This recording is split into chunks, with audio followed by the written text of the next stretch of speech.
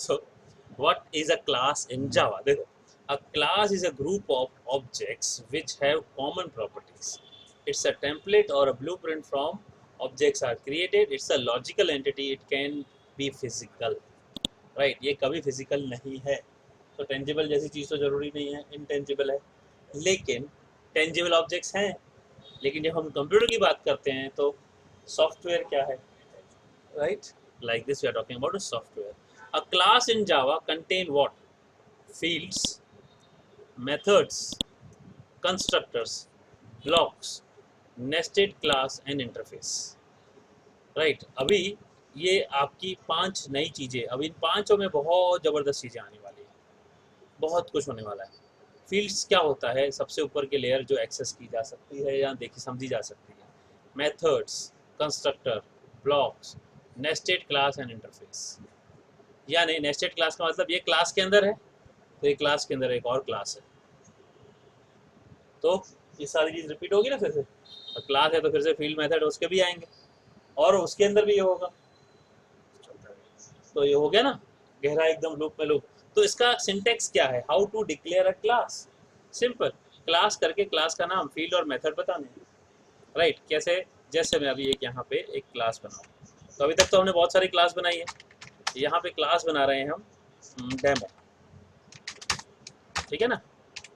अब इसमें public static void main लिख सकते हैं लेकिन अब नहीं लिखेंगे. राइट? अब हम वो कुछ नहीं लिखेंगे. यहाँ पे हमें क्या देने हैं? यहाँ पे देखो फील्ड. फील्ड यानी हम यहाँ फील्ड बोला ना, मैंने बोला डेटा मेंबर्स. राइट? इसको आप क्या बोल सकते हो? इसको आप बोल सकते हो फील्ड्स, इसको आप बोल सकते हो प्रॉपर्टीज, इसको आप बोल सकते हो एट्रीब्यूट्स, इसको आप बोल सकते हो कैरेक्टरिस्टिक्स. ये सब बोला जा सकता है. ठीक है ना? क्या बोला जा सकता है? ये सब बोला जा सकता है. तो ये क्लास नेम मैं डेमो की जगह यहाँ फिलहाल रखता हूँ क्लास नेम, जो बाद में हम समझेंगे. इसके बाद में हम इसके बारे में मेथड. राइट? इन्होंने क्या बोला? मेथड मतलब क्या है? फंक्शंस. ठीक है? मतलब क्या है? बिहेवियर. मतलब क्या है? फीचर्स. और मतलब क्या है? ठीक है? ये हो गए इसके फंक्शनलिटी, ये हो गए मेथड्स, ये हो गए बिहेवियर, रूटीन. ये सारे के सारे नेम राइट किसके लिए हैं? फंक्शंस के लिए. हम यहाँ फंक्शंस का इंस्टेंस, यानी इंस्टेंस क्या होगा? ये क्लास बनाया, एक और क्लास बनाएंगे, क्लास नेम, कुछ भी नाम दे सकते हैं, डेमो. ठीक है? कुछ भी. अभी आपने ये तो किया, ये पब्लिक स्टैटिक वॉइड मेन किया है ना.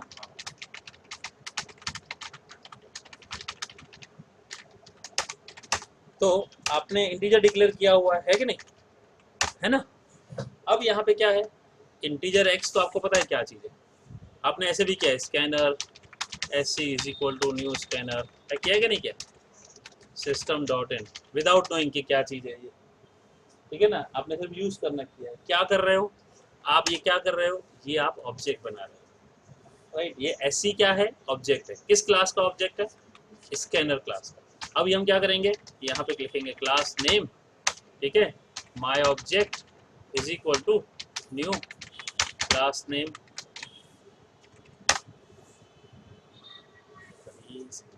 सिंटैक्स है. ये क्लास नेम जो भी होगा वो आपको क्लास नेम से बनाना है. माई ऑब्जेक्ट मतलब जो भी आपको नाम देना है वो नाम दे दिया. इधर देखो न्यू हमारा कीवर्ड है, ये ऑब्जेक्ट को मेमोरी एलोकेट करता है.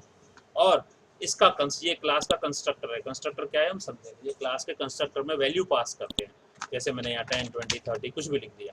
राइट? ये हम बाद में समझेंगे कि कंस्ट्रक्टर में क्या वैल्यू पास होती है. तो ये एक सिंटैक्स है how to declare a object.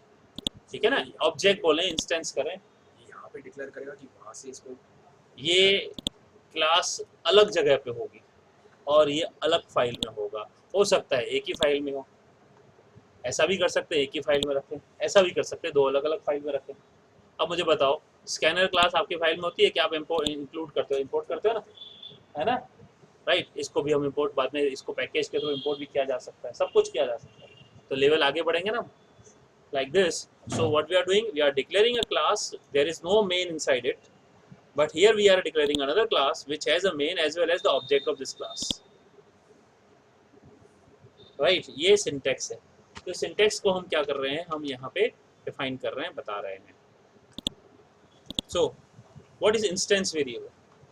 Instance variable बोले the variable which is created inside the class but outside the method is known as a instance variable. देखो अब यहाँ पे हम क्या करेंगे, यहाँ पे कुछ डेटा मेंबर्स डिक्लेयर करेंगे, इसको हम क्या बोलेंगे, इंस्टेंस वेरिएबल्स भी कह सकते हैं, राइट।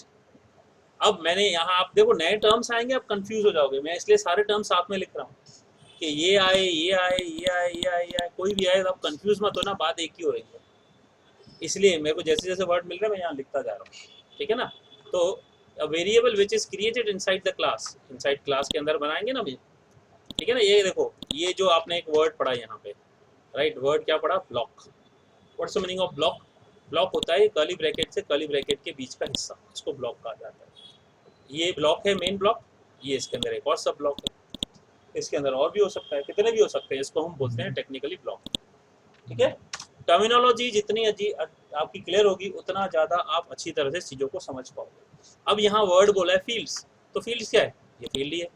अब यहाँ इधर फील्ड बोल रहा है और नीचे आके इंस्टेंस वेरिएबल बोल रहा है। भाई कहना क्या चाहते हो, एक ही बात बोलो, ठीक है, सब बोल रहे हैं समझ लो, सब सेम ही है, ठीक है। तो डोंट गेट इट कंफ्यूजन, इनके छोटे छोटे मीनिंग्स हैं, अलग अलग वेरिएशंस आएंगे जब हम समझेंगे।